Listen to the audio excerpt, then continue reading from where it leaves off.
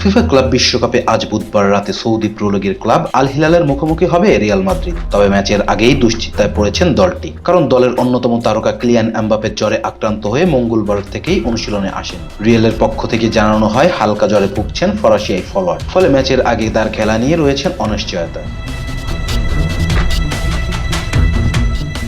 রিয়ালের নতুন কোচ জাবি বলেন, সকালে ক্লিয়ানের কিছুটা ভালো লেগেছিল, কিন্তু মাঠে নামার আগে যথেষ্ট ফিট নয়। এখানকার অবস্থা বেশ গরম, সকালে তার শারীরিক অবস্থা দেখে সিদ্ধান্ত নেব।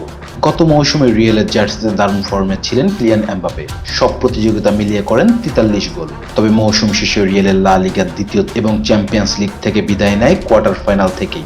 এমবাপ্পের পাশাপাশি আরও কয়েকজন তারকার অংশগ্রহণ নিয়ে রয়েছেন শঙ্কা।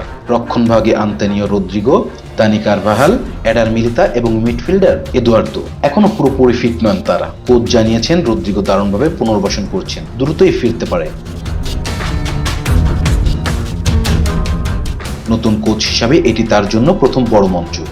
মৌসুমের শুরুতে দলকে শিরোপা এনে দিতে চান তিনি। Rezan Islam, B sports. Please subscribe our channel to get more information about Cricket World.